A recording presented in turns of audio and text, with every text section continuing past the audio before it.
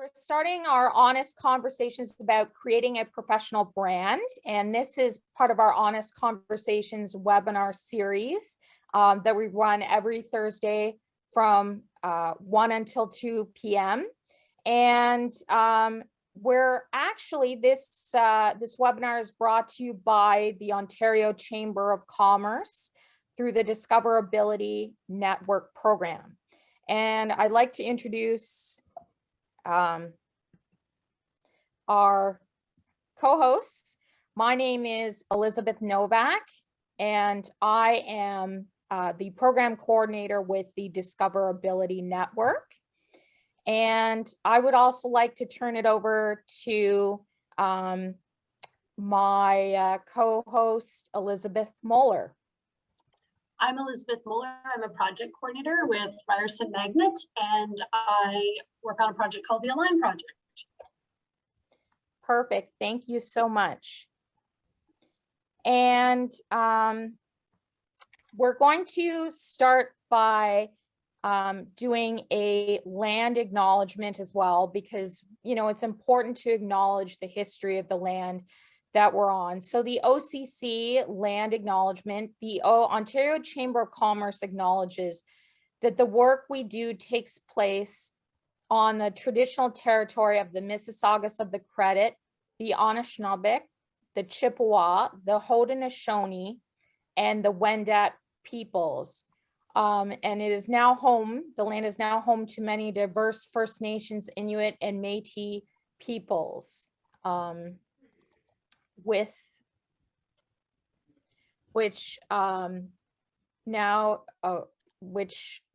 excuse me, our regional hubs and partners across Canada similarly gather on the traditional territory of many Indigenous nations who have cared for these lands since time immemorial.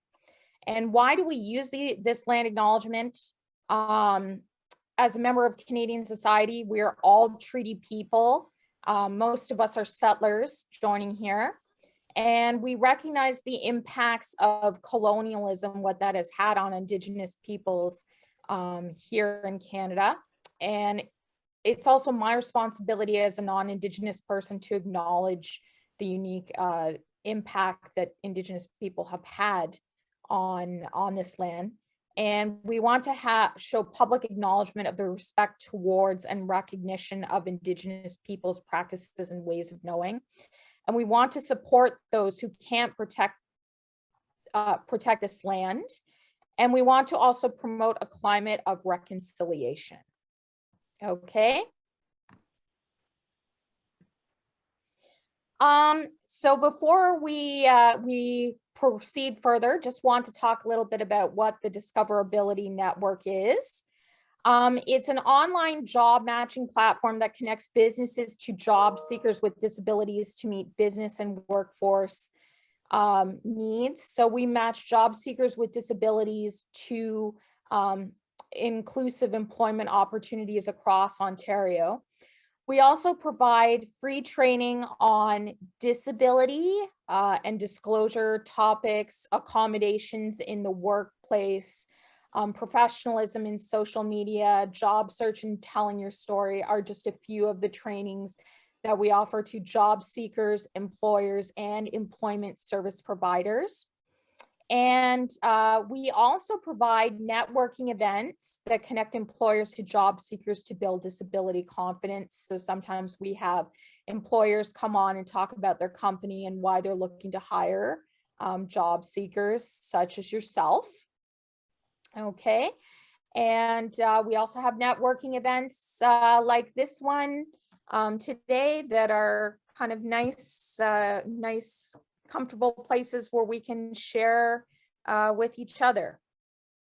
And you can visit us on the Discoverability Network at our website address, which is www.discoverability.network. And perhaps, Liz, you could put that into the chat for us. So you're more than welcome to visit and create a job profile as a job seeker and get registered on our system and start getting matched to inclusive employment opportunities that match your skills and education levels. Okay. And if you have more questions about how to sign up and how to create a job profile on the Discoverability Network, you can contact me, Elizabeth Novak, at occ.ca, or my colleague Boyan Mitrovic at occ.ca. And I should mention to you that the slideshow presentations from today will be emailed to all participants by me tomorrow, so you don't have to worry about taking notes. Okay, so I'd like to introduce our guest speaker, who is Kevin McShan. Kevin is a wonderful individual. He is a graduate of St. Clair's College Journalism, Print, and New Media program. And Kevin has an extensive history of promoting employment equity for individuals with disability, most recently as the job developer and enhanced employment support facilitator for the YMCA of Windsor, Essex County. And he also continues the effort of promoting inclusion for people with disabilities through his motivational speaking efforts. Kevin is a multimedia journalist with his own YouTube channel and challenging others to reach their fullest potential by maximizing their productivity in life, work, and play is Kevin's primary message as a motivational speaker. So it is my great pleasure to introduce Kevin, and I'm going to stop sharing my screen and I'm going to let Kevin come on and he can put up his PowerPoint presentation if he would like. Do we see that? Are we good? I think we are. All right, so Elizabeth, if you're ready, I'll take it over from here. Good afternoon, everyone. My name is Kevin McShan, and I am tremendously honored to be here this afternoon as the guest speaker as a part of the Honest Conversation series. You know, building a brand doesn't have to be an onerous ordeal or something you view as a daunting undertaking. There are two key components to building a brand, and the first is consistency is key in your level of performance, and also your persistence and your determination to succeed are the two key areas that we're going to focus on today when it comes to building a brand.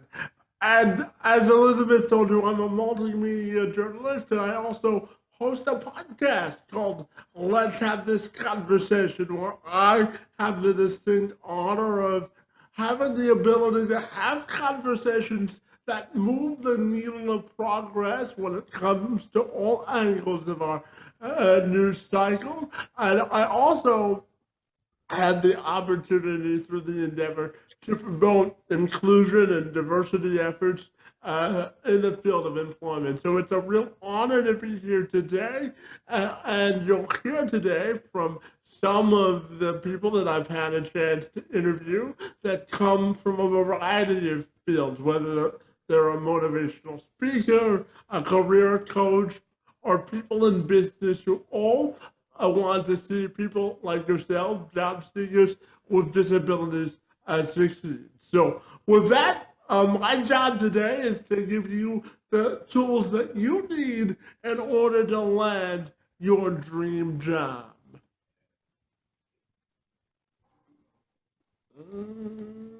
Oh, give me one second.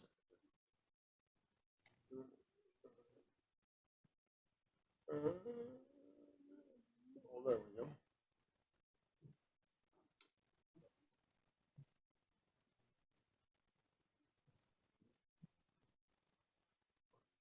Okay, so today's presentation is all about giving you the tools necessary, as I said, to build a resume and a profile in order to land your dream job. And, building your own brand is essential. It's the first and primary component to landing your dream job. So I'm excited about having the opportunity to talk to you today about building your own brand for success. And just before we do that, I'm going to dive into a little bit about my story and how I got to where I am today. As I told you, my name's Kevin McShan. And, I've been in your shoes all of my life in terms of relating to the stories that you bring to bear. I was born with what's called spastic quadriplegia cerebral palsy. Simply means that I don't have enough oxygen in my legs to walk normally. But one of the tenets that I live my life by is, yes, I have a disability, but it doesn't define the way I live my life. I view life as a big, grand adventure of opportunity, and we're all given the platforms to succeed. And it's incumbent upon all of us to use our platform to maximize our own level of success. So let me give you a quick story about how I got here today. So as Elizabeth told you at the beginning, I used to be the job developer at the YMCA, but I also, before I got that job, was the initial ambassador for this very program here in Windsor and Essex County. For the first 11 months, I was the ambassador for the Discoverability Network here in Windsor and Essex County. Had a wonderful time with my friends over at the Ontario Chamber of Commerce and the Discoverability Network. I had such a great time. They offered me the same job that I had when the program first launched. They offered it to me again in March of 2020. And a week before I was to start back with the network, I got a call from a good friend of mine, Louis De Palma, who's the provincial director of the Discoverability Network. He also happened to be my boss when I worked on the network, and he called me up and said, this nuisance known as COVID-19 has appeared for all of us, and unfortunately, your contract got suspended. So then, my friends, I was in your boat, having to determine how I was going to rebrand or re-image myself so that I could get noticed by employers and people who would offer me employment. Because I told myself two things when I got the call from Louis and he said my contract was suspended. I told myself two things, as I said. I said to myself, there was only so much Netflix I could watch in a day, and I wanted a vehicle where I could still build and strengthen my resume. So I started the Let's Have This Conversation podcast. And to date, I've hosted the podcast for just over a year and a half, and we've received over 300,000 people watching the channel on YouTube, and over 4,000 people have downloaded the efforts on the various audio platforms. So it just goes to show you that once another door closes, another one opens, and it's all about your persistence in your performance and your consistency in terms of what you want and the level of determination you put into something. I always say we put into life what we get out of it. And everyone's portrait of success is different. And my portrait of success has to do with having honest conversations and authentic conversations that move the needle of progress. And just to let you know, if you have any questions, I'd be happy to answer any of them. But what I will do for you is ask all of you to hold your questions to the end of today's presentation to make sure we get through all of the content, okay? So with that, let's talk about building brands. I'm so excited about this.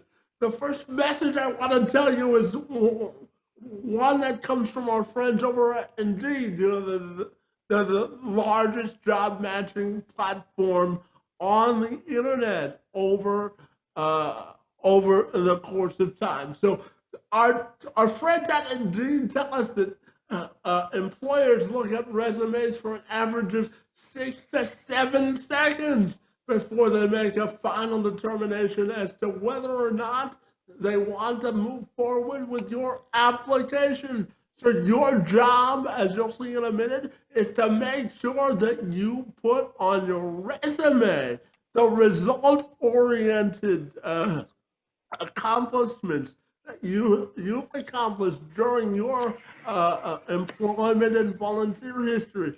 Because one thing you have to know is that they already know what you've done in terms of your job title. What they don't know is how you made a difference. And that's where in your resume you have to have a results-oriented focus. Oh, Let's talk about that. So the first step to having a great brand is building a terrific resume, which maximizes the 6 to 7 seconds you have to make an impression on a recruiter or a hiring manager. And my friend Elaine Pastor is a job coach in the great state of Florida who helps people with every aspect of their job search in terms of resume writing and interview prep as well. And she stops by with these helpful tips on how to build a resume which will make you a top contender in the interview process. So let's take a look at the clip and we'll talk about it on the other side.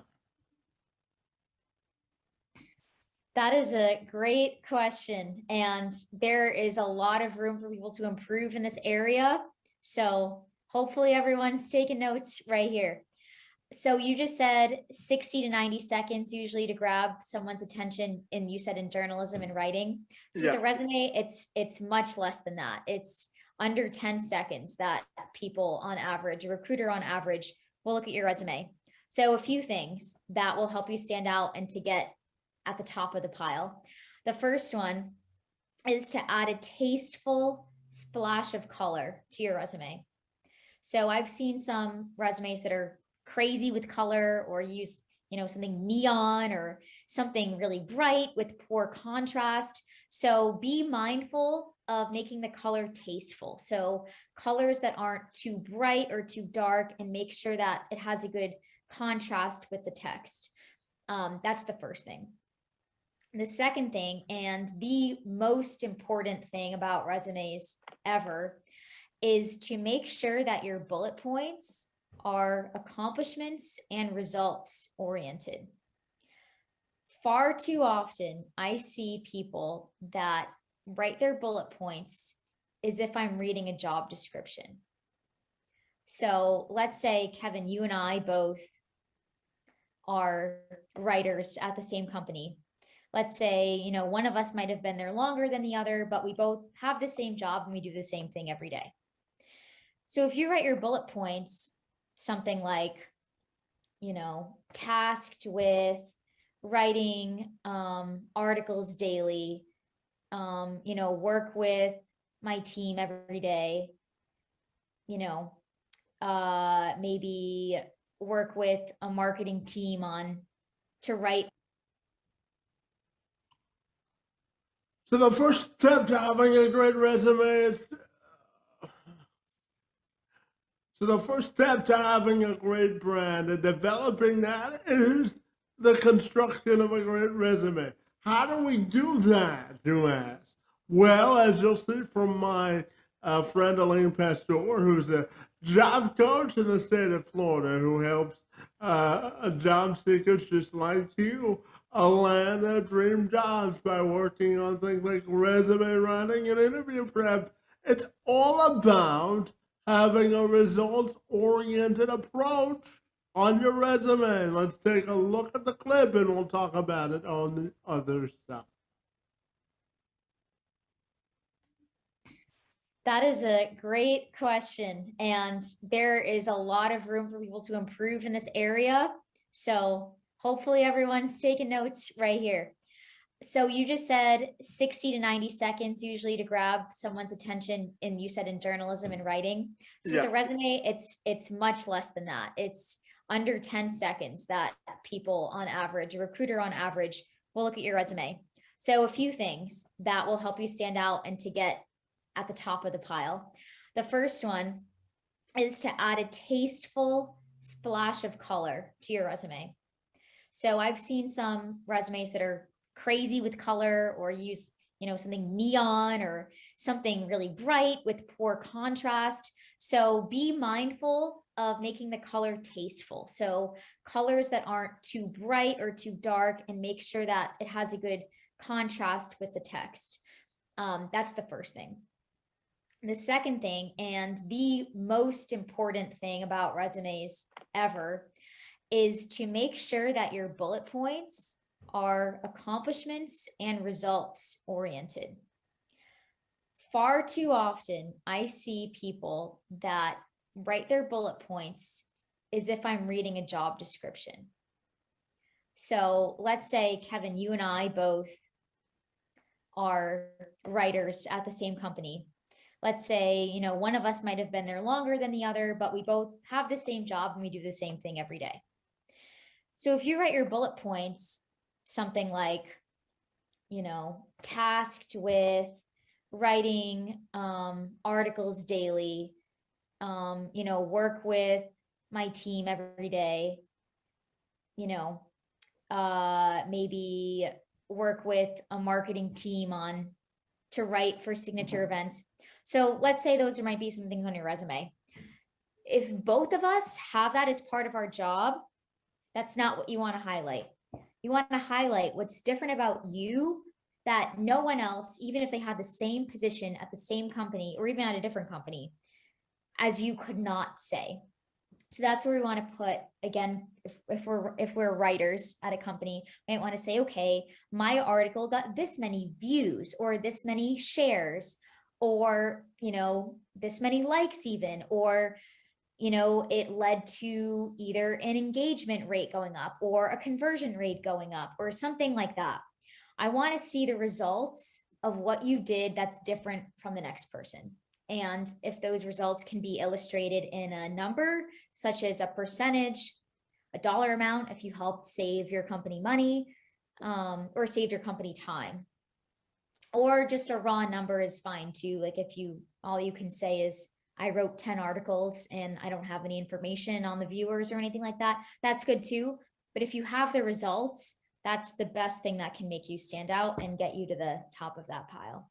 So what you're telling me is that tangible results increase production of your personal job search, huh? Exactly. Yep. And there are things you can talk about in the interview too. So it's good to get your brain thinking about that ahead of time.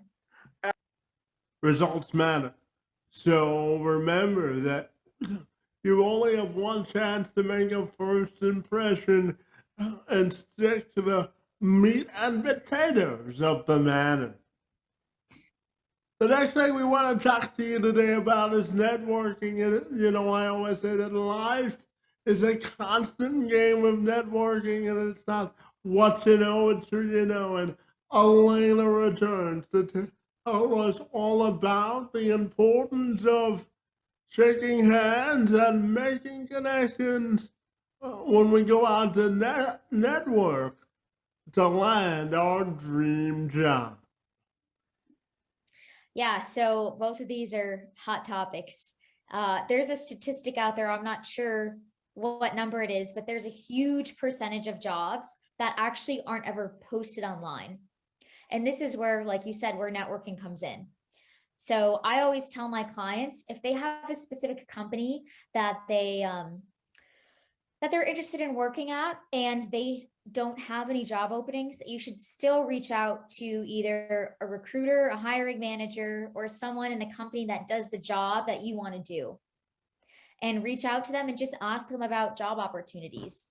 You know, kindly introduce yourself and say that you like the organization for XYZ reasons, and, you know, explain what you're looking for. And most of the time people do, or maybe I shouldn't say most, a lot of the time people do answer. And I found with my personal experience, a lot of times there might be an opportunity that they do have available and you wouldn't have known if you didn't reach out and ask.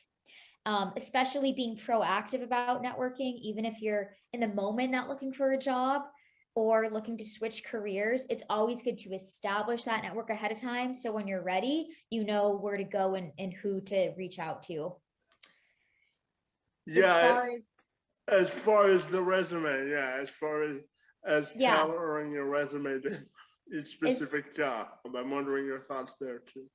Yeah, so as far as tailoring your resume to specific jobs, what I tell people is tailor it to a specific position or a couple of positions, but not to a specific company's job description. So let's say you want to do graphic design. So let's say you want to do graphic design for Amazon. So don't necessarily scrutinize Amazon's job posting for a graphic designer, and then also for Facebook and also for Apple, right? If you're going to apply to be a graphic designer, so the same title at multiple companies, just make a resume that generally fits graphic design or whatever it is you're looking for. And you don't have to tailor your resume specifically to every single company. But let's say you want to do graphic design and you're also interested in copywriting. Those you should have two different versions of a resume. Again, they don't have to be completely different because they're both marketing related, but the copywriting or copy editing resume should speak a little bit more to written marketing as opposed to visual design marketing. And then if you are applying to two different jobs that are totally different, so let's say graphic design and I don't know, software development, you'll definitely want to have two separate resumes because those are completely different. So it's important to know what you're looking for and to be task specific when applying for a job, but also making sure that it's broad enough that it covers the general scope of what you're looking to convey to an employer that allows you to be appealable to multiple employers. So now I want to talk to you about punctuating your personality. So you've done the job of winning the attention of a recruiter or a business owner or a hiring manager, and you're now in the interviewing process. So this is where you have the unique and special opportunity to really tell them who you are and what you stand for as an individual. And as you'll hear from my friend Michael Manzano, who is the community liaison officer for Bow Valley College in Alberta, using your personality can be a strength in the job interviewing process. It's really important. Now, I like to say that there's two things that recruiters usually look for. And first one is skills and experience for the job. Do you have those skills and experience for the job? And the second one is mainly, can you fit with the team, right? Can you fit with the team? Now, the first one, the resume, that's really going to show your skills and experience. And that's going to be a little more tough on, showing those intangible skills and traits. But the latter, that's where you can shine, right? That's where you're going to show all those things as much as you can, because it's tough. It's tough to show, are you a funny person? Yes, I can be a funny person, but, how do you show that? Or are you an optimistic person? How do you show those things? And those might be things that the team and the culture really do value. So even if I was to say, for example, that I'm excellent under pressure, and I'm wonderful at problem solving, and I leave it at that, and it's done. Really, it's a toss-up, and you say, I think I believe you. I don't know if I really believe you, actually, or maybe I do, right? But, you know, when you shake my hand, or if you see me sweating bullets, then you're like, well, this doesn't really make sense, because he says he's good under pressure, but he doesn't look like he's under pressure, or that he can handle this pressure right now.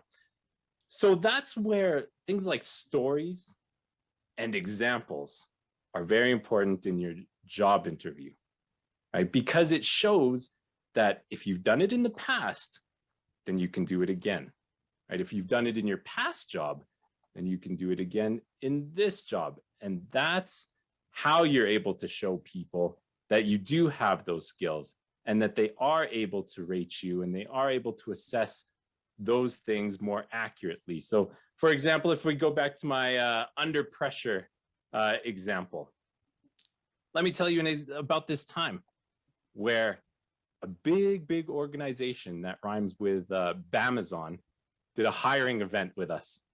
And then on the first day, we didn't expect this line to be snaking with, a few hundred people that wanted to see recruiters.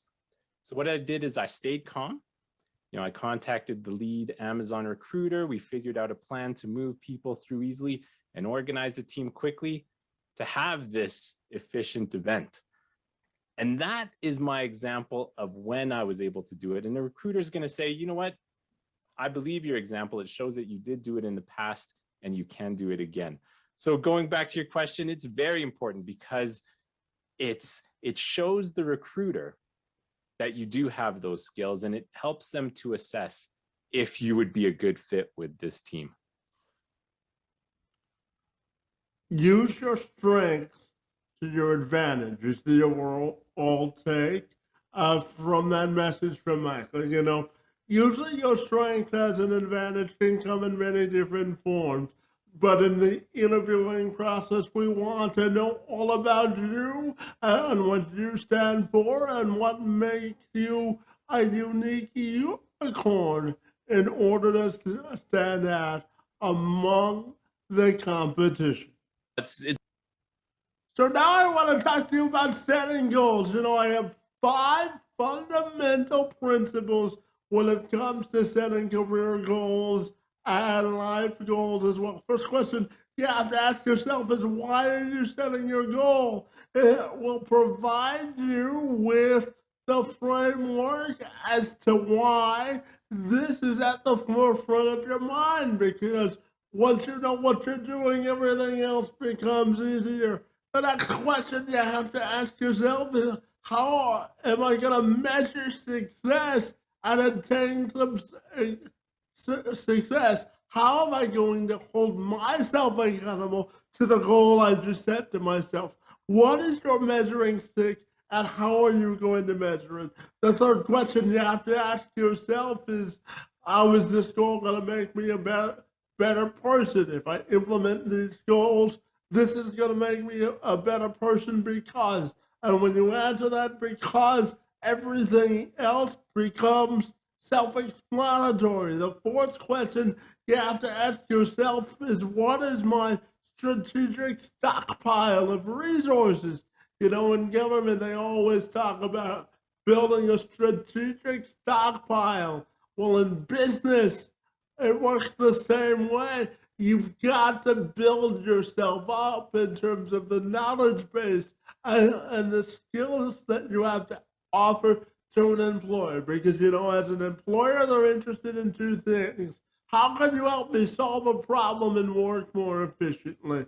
And when you have the resources to answer those questions, then your level of success will skyrocket. And if you don't have the resources available at your fingertips, it's a great opportunity for you to build the skills and knowledge base when you know you don't have skills and knowledge to accomplish a goal. Then it provides you the building process stage where you can always accentuate the positive and build on those skills and abilities that you need to be successful. And the fifth and final goal principle when you're setting a goal is giving yourself a time frame. What are you looking to accomplish in what period of time? When you answer those questions, setting career goals becomes second nature. So now we're going to talk about building a correct mindset when you make a job pitch to an employer. You know, mindset is everything. Belief and manifesting belief is everything. And it happens in life, and it can happen in your job search as well. As we're going to hear from my friend Brandon Eastman, who is a motivational speaker, and he also helps people and sales leaders maximize their fullest potential. And he says the key to success is viewing yourself as a product in the job hunting phase. So let's take a look at the clip, and we'll talk about it on the other side. I'm grateful for the opportunity to talk about how you can brand yourself when you are looking for work. And I've got a few points I want to make. When you're branding yourself, you have to think of yourself as a product, because branding is selling. And when you think about the coolest products that you own, you didn't buy the product because it said it was amazing, it said it was cool, it said it was fashionable, it said it was hardworking. You bought it because it was going to bring you a form of value, keyword value, that is going to either make your life better or solve an issue, which in a sense makes your life better. And when it comes to you as a product, you have to sell that product.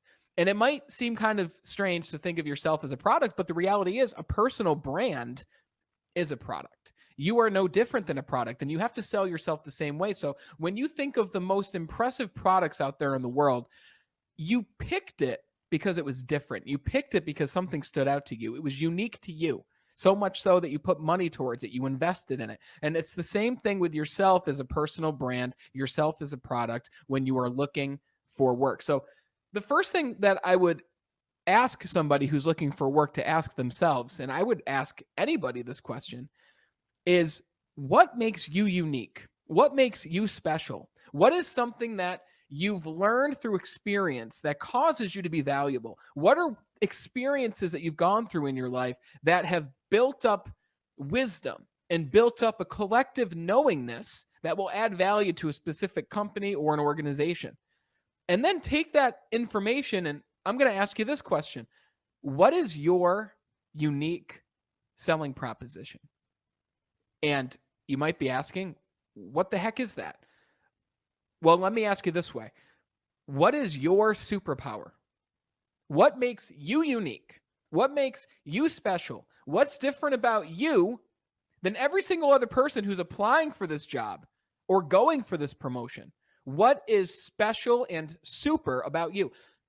But you might be saying, well, I don't really know. I'm not quite sure what's special about me. Well, let me help you here and say that no matter what, you are special. You have a gift. You have a superpower. You have a unique purpose, but you just might need some help in uncovering that and seeing that.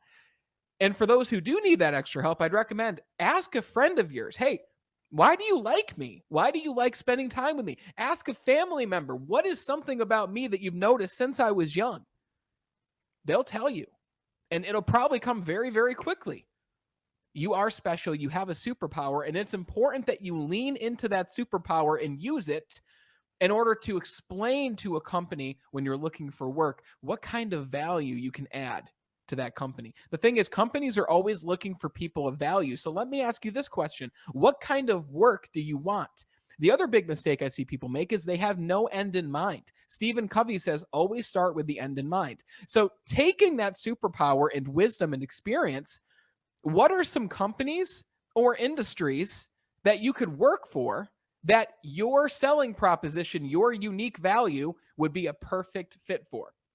As an example, if you've always known that you've loved talking to people, then maybe some kind of customer-facing retail environment would be best for you. If you've always been a great problem solver, sales could be a great environment. If you've loved quiet and solitude, then maybe you should look up libraries in the local area and apply to a library. The reality is, no matter what your uniqueness is, no matter what your superpower is, there is a place for you. You just have to ask yourself, what place do I want to see myself in?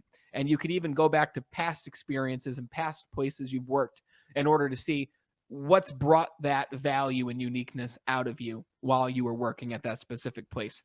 The last thing that I'll say is, as a brand, you have to make it easy for companies to look you up and find you. And you have to curate the image that you're creating for that company. You've heard the saying, perception is reality. Curate the way that these companies will see you when they land on your page. If you're looking for work, you probably have a LinkedIn profile. If you don't, I'd recommend you get one.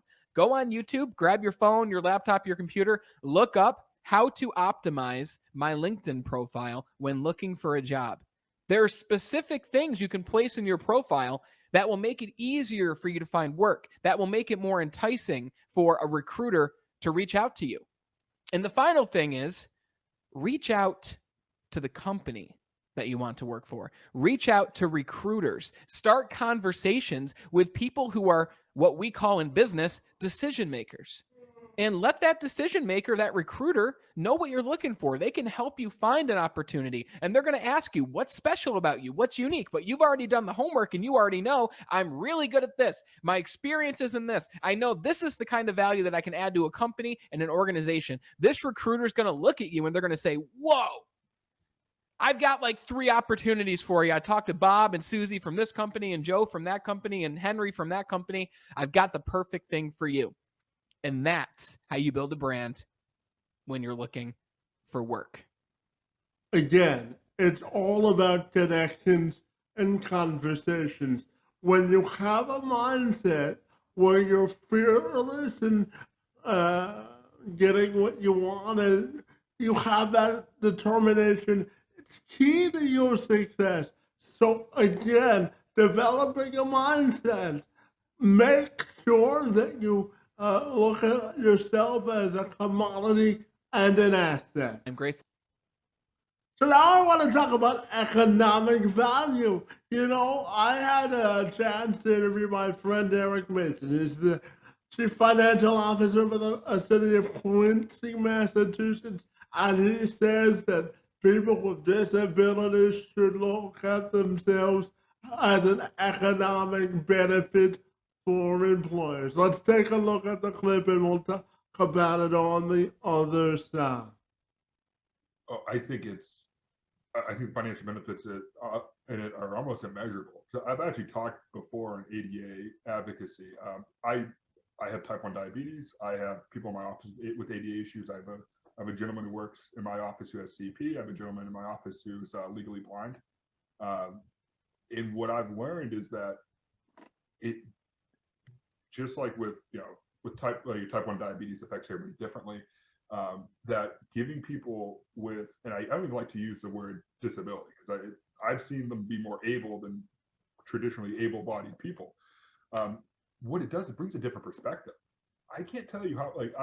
I'll give you a real life example. We're moving to a much more automated paperless system here, and the gentleman in my office who has vision issues, he's absolutely brilliant and he's a great finance mind. So I said to him, he understands our AP system better than I do. He just does. He's brilliant at AP. So I asked him, I go, do you want to run this program? He goes, yeah.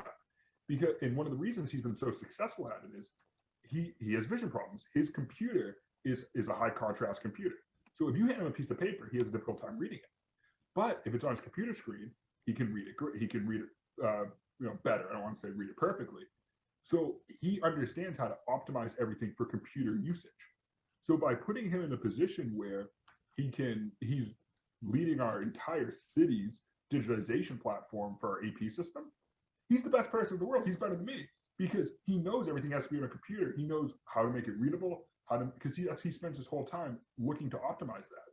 So I'm selfish. I looked at that and said, I'm going to take advantage of that. That's somebody with a great talent who A, knows how to do it, and B, understands it at a far more intricate level than I do. And he's going to apply that and make it a better system. So, this story can play out over and over and over again at everything from local government to Fortune 500 companies to small businesses down the street. I think one of the biggest travesties in human history is the fact that for a long time people with who were different bodied, they were looked at as like, oh, what can they bring to the table? A lot. The answer is very simply a lot, and there's a huge economic benefit to bringing on people with who don't have traditional access. I mean, think of all the brilliant minds who were cast aside because they had impairments that had no bearing on their ability to perform a job. From a pure labor economic standpoint, that is just wasted resources. It's just like you have somebody with a brilliant mind, but because they may struggle, they need to take an elevator instead of a stairs, you're going to demean that person? No, that's a waste of economic talent. And I know it sounds selfish to put it in the terms of economic talent, but when I've spoken on this previously, that's what I always tell them. Like, I asked him, I was in front of a group of business people maybe about 5 years ago. I said, does anybody know what the average cost to make an ADA compliant bathroom is?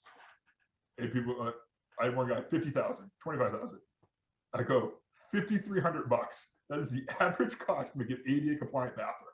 And that bathroom will last 20 years at ADA compliance for $5,300. I go, how much do you think you think you hire somebody, they're not going to get you $5,300 in profit over the course of 20 years? And everybody's like, no, if you hire somebody, you definitely get more than that. So what's the turnoff?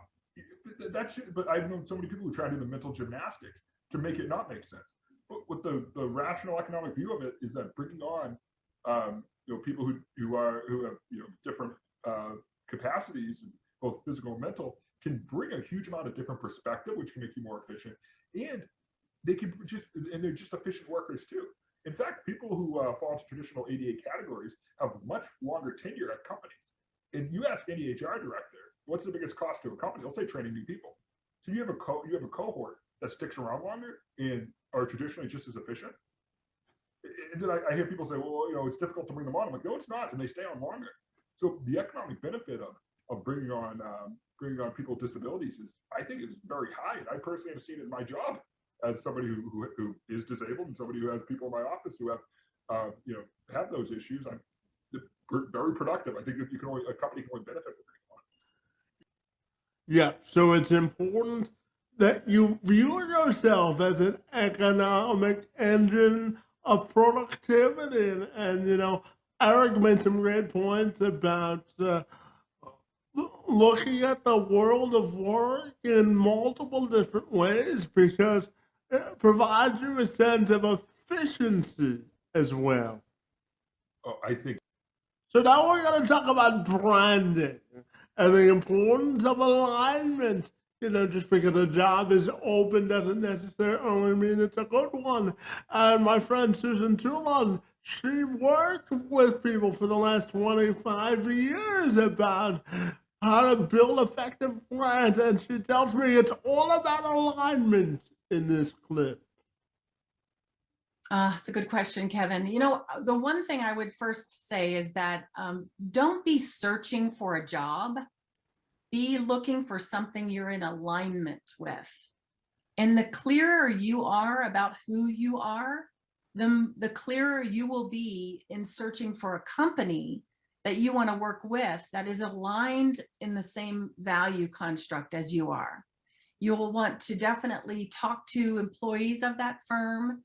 You'll want to understand what makes you different. And this is what the process of branding is really all about, is uncovering your key individual differentiators so that you can speak to that in interviews. You can write about it in your content on your resume, and you can really lean into those core values and style attributes and what makes you different by aligning with companies that you're researching that have that same set of core values or very similar core values. So I think it's really about an alignment search versus just searching for a job. And the clearer you are, the easier it's going to be. Well, when you're aligned, it means you have a passion for something, right? So it makes it easier that way, doesn't it? Yes, absolutely. Clarity of purpose is important. Alignment, assignment, and prosperity. That's what we take away from the remarks from Susan. So now we're going to talk about seeking the right fit and the lessons that job seekers with disabilities can take from entrepreneurs. You know, my friend David Brandenhorst, he runs Perfectus Resources, where he helps business owners build the brands that they want to be known for in business. And he says that we can all learn these lessons from entrepreneurs when we look for work. Yeah, job seekers. Well, here's something that job seekers can learn from entrepreneurs is that what you have to realize is that when you go out and apply for jobs that, with entrepreneurs or with other companies or whatever, you have to understand that even though you may not realize it, you do have a personal brand. That when somebody looks at you and they look at your experiences, when they look at your skills, when they look at the things that you've accomplished with your life, whether you understand it or not, is you are creating a brand for yourself. There's an image that you are creating, and the person on the other side is going to look at that image and say, is this a fit or not a fit?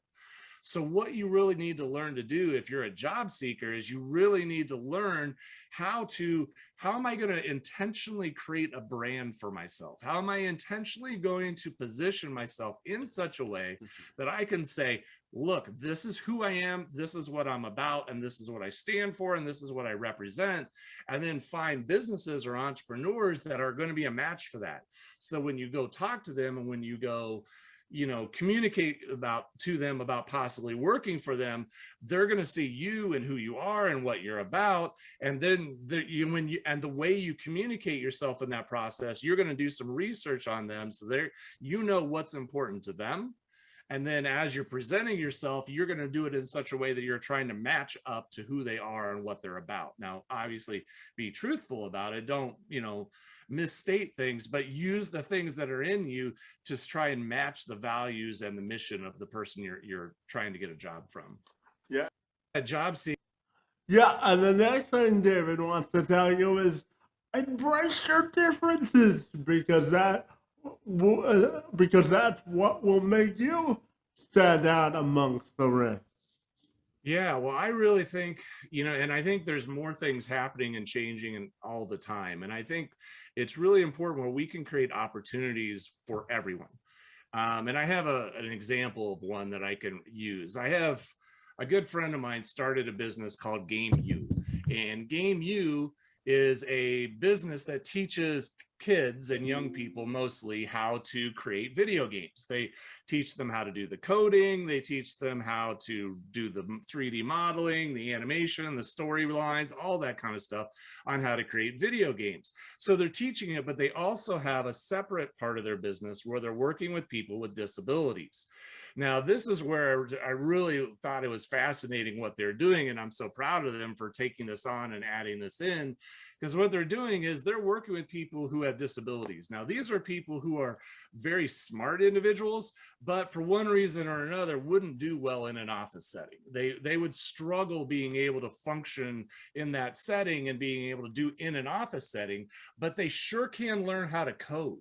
They sure can learn how to write code and do other things that are the backbone of making video games and so forth. And so what they've done is they've created these training programs to train all these people into how to write the code for the games. They're teaching them directly from people who are working in the industry, and they're showing them exactly how to do it. And now that these people have these skills and know how to do coding and things like that, they can be fully involved in working at a company, writing code and doing all these things, and they can do it all remotely. So any of the other issues that were holding them back before have now been removed because the opportunity is now being presented to them in a different way.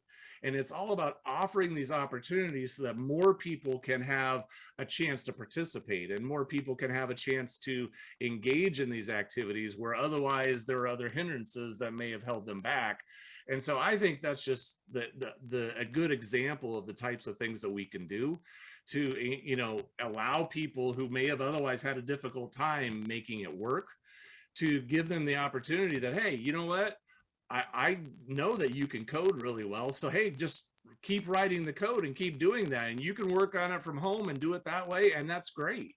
And that's just, we're opened up a great opportunity for these companies who can get extra workers to help them build their games and do all their stuff out, because they need extra people writing the code and doing all these things. And it opens up a whole new set of opportunities for people who otherwise would not have had that chance. Yeah, it's important to use your assets as a selling point when you're looking for jobs. Embracing your differences will lead eventually to a quality acceptance and hopefully have employers look at the way they operate differently. So Michael Manzano is back to give you some final words about the future of the job market and the emergence of artificial intelligence and just how big that's going to be in the future. If we're talking about the job market in 3 to 5 years, man, am I allowed to say more automation? You're allowed to say whatever you like, yeah? So, I mean, I think that there's going to be more automation, more AI. That would be more for the frontline jobs, or let's say called unskilled work. I mean, even if you look at your grocery stores now, look at your Loblaws kind of thing, I mean, you've got to check out your own food most of the time, right? So they're kind of training us for this stage. You know, they're going to have more of that automation. And there's going to be, you know, I mean, there's going to be jobs that are cut out, right? These frontline jobs are going to be cut out because robots are going to be doing it. But if you also think about it, there's going to be more jobs that haven't even been thought about yet or even created yet. So there's going to be that balance. So if you're worried that you're going to lose your job because you have this frontline position, then you know what? There's lots of opportunities to skill up.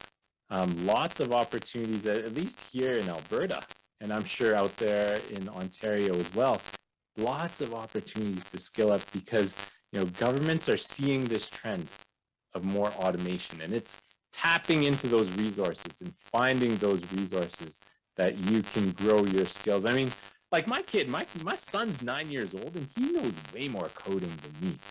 And things like that, this next generation is going to have all these different skill sets that, you know, yours and my generation don't have, Kevin, and they're going to do it much better. So, you know what, if you're a little younger, then make sure you have those coding skills, those automation skills, because that's what's going to be happening in the future.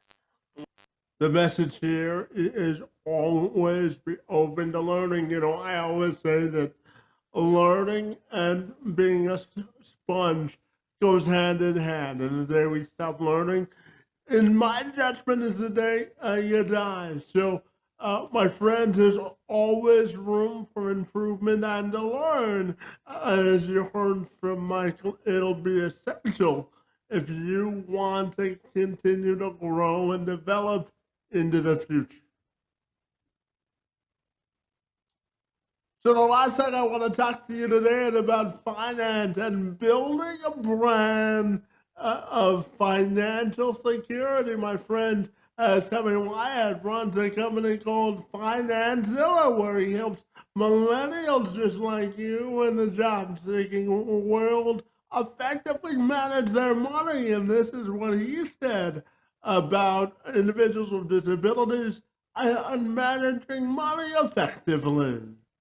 I don't know how much it would change, except for the fact that, like you're mentioning, if job opportunities are a little bit more hard to come by, then I would work on building an emergency fund that's a little bit bigger than I would recommend to cushion you for potentially hard times. So for me, what I kind of say is, if you're a single person and you work and you don't really have other responsibilities besides yourself and your bills, then I would say like a 3-month, 2-month is perfectly fine. You can roll with that and continue to invest a bunch. As you have, you know, more quote unquote responsibilities that you're with a wife or with kids or something like that, that number will creep up to, you know, 4, 5, 6 months. In a case where job security isn't necessarily high, and that's kind of what I'm getting at from your topic, I would probably recommend, even if you're single, getting it up to like a 4 or 5 month emergency fund. That way you can cushion and not be desperate, because when you're desperate in a job interview, as a person who's interviewed people as well, you can kind of sense it, and you don't want to judge them for it, but it's kind of human nature to be like, why are they so like hesitant or nervous or desperate? What are they hiding? So you don't want to have that type of aura around you. And when you're financially stressed, that's like the first thing that comes up. Oh, you know, you need this job, and that's the only thing you come in when you're thinking of the interview. So having a bigger emergency fund, I would say, really helps cushion that type of feeling. You have the tools to be successful. So remember again, it's consistency of performance and persistence in your determination. That, my friends, is the key to promoting yourself and building an effective brand. And I want to thank my friends at the Ontario Chamber of Commerce and the Discoverability Network for giving me this opportunity to help you build brands so that you can land your dream job. With that, Elizabeth, I will turn it back over to you, and let's begin our discussion.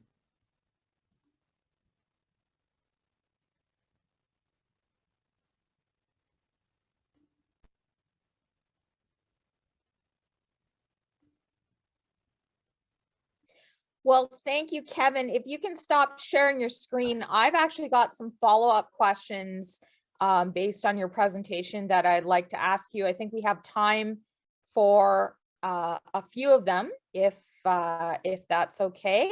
Yeah, absolutely. When there I step. If you can stop sharing your screen, that would be great. Perfect. Thank you so much. So the first question that I have for you is, what is the greatest challenge in building your brand, would you say?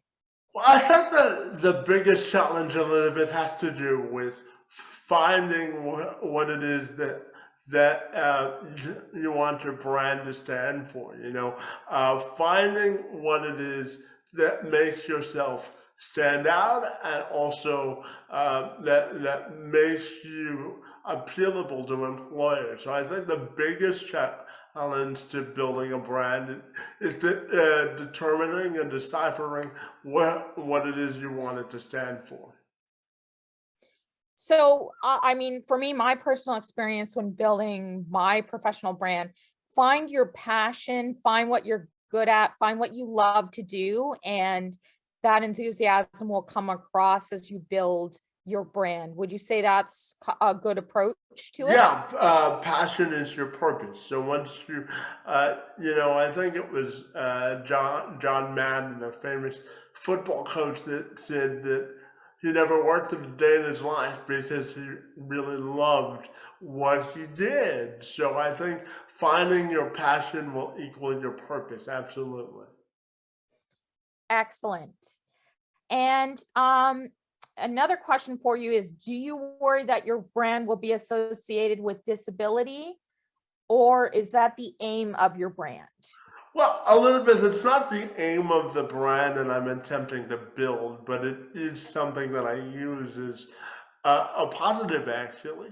I always say there's no 50% off policy on having a disability. So why not embrace it as a strength, and how you can help employers, as I said, reduce cost, training time, and all of that goes into building a productive and procedural brand. So I think if you can find a way to embrace your disability, I think it's a positive all the way around.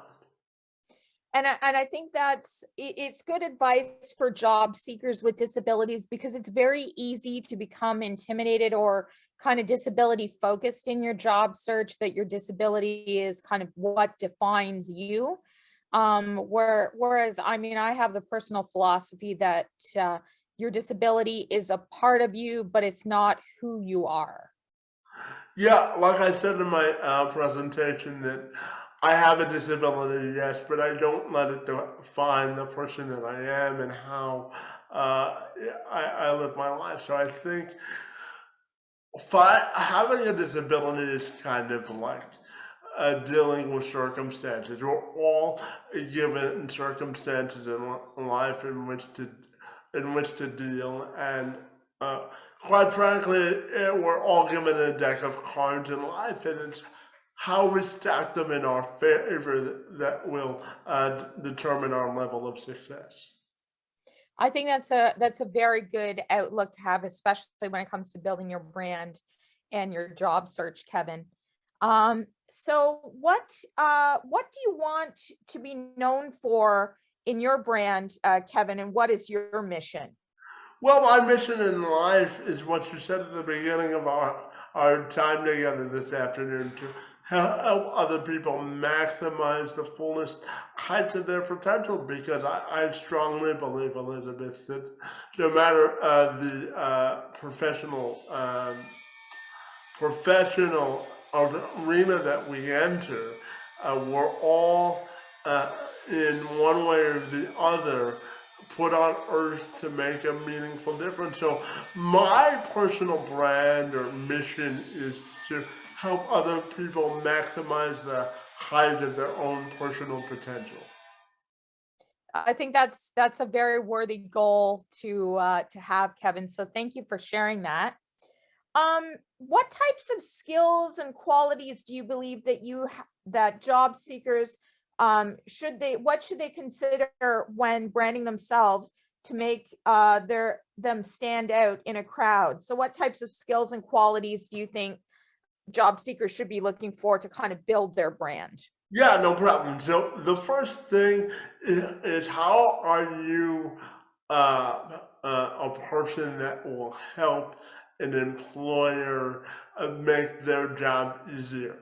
And what sort of innovative tactics do you have to help make your brand more successful and more sort of together in terms of wanting to be a part of a team?